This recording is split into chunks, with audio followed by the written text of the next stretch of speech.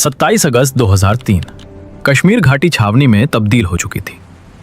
भारत के प्रधानमंत्री अटल बिहारी वाजपेयी श्रीनगर के दौरे पर थे। सुरक्षा एजेंसियां हाई अलर्ट पर थीं। सुरक्षा इतनी कड़ी थी कि वहां कोई परिंदा भी पर नहीं मार सकता था। लेकिन इन सब से बेखबर एक साधारण सी साइकिल पर मौत सवार होकर वाजपेयी जी की तरफ बढ़ रही थी। एक आदमी पारंपरिक कश्मीरी कपड़ों में साइकिल पर पैडल मारता हुआ आगे बढ़ रहा था। वो प्रधानमंत्री के काफिले से महज 1 किलोमीटर दूर था। तभी उसके सामने बीएसएफ का एक नाका आया। उसने बड़ी चालाकी से जवानों की आंखों में धूल झोंकने की कोशिश की। वो लगभग नाका पार कर ही चुका था कि तभी एक जवान की नजर उसकी मुट्ठी पर पड़ी। उसकी मुट्ठी अजीब तरह से कसकर जकड़ी हुई थी। जवान की छठी इंद्री जागी। उसने आवाज दी, रुको! उसे एक आवाज ने इतिहास बदल दिया। वो शख्स घबराया गया और उसी घबराहट में उसने साइकिल वहीं छोड़ी और भागने लगा। लेकिन बीएसएफ के जवानों ने उसे दबोच लिया। जब उसकी तलाशी ली गई तो सच सामने आया। उसके पूरे शरीर पर विस्फोटक लिपटे हुए थे। वो एक चलता फिरता मानव बम था। उसे इंटेरोगेशन के लिए ले जाया गया, जहां पर बीएसएफ के इंटेलिजेंस ने जब उसे 3rd डिग्री दी और घंटों तक पूछताछ की तो आखिरकार उसका सब्र टूट गया। दर्द और डर के मारे उसने वो राज अगल दिया जिसने एजेंसियों की नींद उड़ा दी। उसने कहा, मुझे गाजी बाबा ने भेजा है।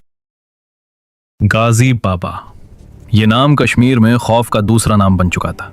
जैश ए मोहम्मद का कमांडर और 2001 में भारतीय संसद पर हुए हमले का मास्टरमाइंड। पाकिस्तान के बहावलपुर से आया यह आतंकी इतना क्रूर था कि 1990 के दशक में उसने कश्मीरी पंडितों का नरसंहार किया। 2001 में विधानसभा पर हमला हो या अमरनाथ यात्रियों की हत्या, हर लाश पर गाजी बाबा के दस्तखत थे।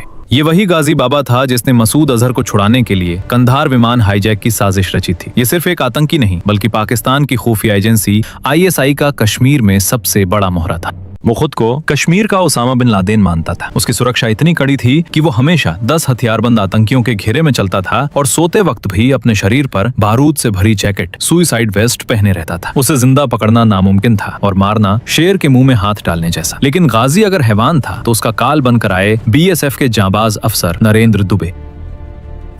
दुबे पिछले कई महीनों से गाजी की परछाई का पीछा कर रहे थे। जब उन्हें पता चला कि पकड़ा गया साइकिल वाला गाजी का खास आदमी अंसर है तो दुबे ने उससे पूछताछ शुरू की। अंसर ने बताया कि गाजी का एक ठिकाना है। दुबे ने तुरंत वहां रेड मारी, लेकिन गाजी वहां से निकल चुका था। दुबे खाली हाथ लौटने वालों में से नहीं थे। उन्होंने उस इलाके की छानबीन की और एक कारपेंटर बढ़ई को पकड़ा जो अक्सर गाजी के ठिकाने पर जाता था। दुबे ने उस कारपेंटर की आंखों में आंखें डालकर बस एक सवाल पूछा, गाजी कहाँ है? कारपेंटर समझ गया कि अगर सच नहीं बताया तो खैर नहीं। उसने कांपते हुए एक पता बताया, नूरबाग, श्रीनगर। 30 अगस्त 2003 सुबह के 3 बज रहे थे। नरेंद्र दुबे अपने 3 सबसे भरोसेमंद साथियों त्रिवेदी, हिमांशु और विनु चंद्रन के साथ नूरबाग की उस 3 मंजिला इमारत के बाहर खड़े थे। पूरी बिल्डिंग को BSF ने घेर लिया था। यह करो या मरो का मिशन था। ऑपरेशन शुरू हुआ। टीम दबे पांव अंदर घुसी। Ground floor clear, first floor clear. Second floor पर एक औरत मिली जो गाजी की पत्नी सादिया थी। उसे सुरक्षित बाहर किया गया। अब बची थी तीसरी मंजिल। सीढ़ियां चढ़ते वक्त हर जवान की सांसें थमी हुई थी। उन्हें पता था कि ऊपर मौत उनका इंतजार कर रही है। दुबे ने तीसरी मंजिल का दरवाजा खोला। एक नजर में कमरा खाली लगा। दुबे का माथा खनका। क्या गाजी फिर भाग गया? दुबे गुस्से में पलटे ही थे कि उनकी नजर कमरे में लगे एक बड़े शीशे पर पड़ी। उस कमरे में दीवार पर एक आदमकद शीशा लगा था। एक जवान धीरे से आगे बढ़ा।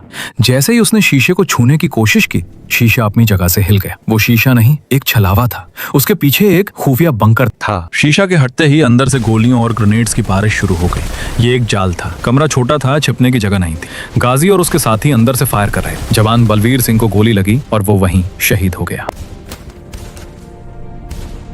अपने साथी को गिरता देख नरेंद्र दुबे के अंदर का फौजी जाग उठा। गोलियों की बौछार के बीच दुबे पीछे हटने के बजाय आगे बढ़े। तभी उन्होंने अपनी गन का ट्रिगर दबा दी। आतंकियों की 2 गोलियां दुबे के पेट को चीरती हुई निकल गईं। खून पानी की तरह बहने लगा। लेकिन गिरने से पहले लगभग बेहोशी की हालत में दुबे ने अपनी पूरी मैगजीन उस खुफिया कमरे के अंदर खाली कर दी। दुबे को अस्पताल ले जाया गया। दुबे के घायल होने के बाद BSF के जवानों ने उस घर पर कहर बरसा दिया। ये अब एनकाउंटर नहीं, एक जंग थी। गाजी बाबा अंदर से लगातार ग्रेनेड फेंक रहा था। 10 घंटे, पूरे 10 घंटे तक बारूद बरसता रहा। BSF ने कसम खा ली थी कि आज इस इमारत से कोई भी आतंकी जिंदा बाहर नहीं जाएगा। मोर्टार और रॉकेट लॉन्चर से उस इमारत को खंडहर में बदल दिया गया। जब धुआं छटा और जवान अंदर घुसे तो वहां 3 लाशें पड़ी थी। उनमें से एक चेहरा वही था जिसे भारत की एजेंसियां सालों से ढूंढ रही थी। जमीन पर मुंह के बल पड़ा वो शख्स गाजी बाबा था। गाजी बाबा मौत का मतलब था कश्मीर में आतंकवाद की रीढ़ की हड्डी टूट जाना। गाजी बाबा की मौत ने जैश ए मोहम्मद की कमर तोड़ दी। पाकिस्तान में बैठे मसूद अजहर को यकीन नहीं हुआ कि उसके सबसे बड़े कमांडर को BSF ने घर में घुसकर मारा है। इसके बाद कश्मीर में आतंकी हमलों में भारी गिरावट आई। ये जीत थी उस जांबाज अफसर नरेंद्र दुबे की, जिन्होंने अपनी जान की परवाह किए बिना देश के दुश्मन को जहन्नुम पहुंचाया। लेकिन अफसोस की बात है, आज हम रील बनाने वाले सोशल मीडिया स्टार्स को तो जानते हैं, पर असली हीरो नरेंद्र दुबे का नाम शायद गूगल पर भी मुश्किल से मिले। अगर आपको ये वीडियो और हमारी ये कोशिश पसंद आई हो तो वीडियो को लाइक और शेयर जरूर करें और कमेंट में जय हिंद जरूर लिखें, ताकि दुनिया को पता चले कि हम अपने नायकों को भूले नहीं हैं। वंदे मातरम।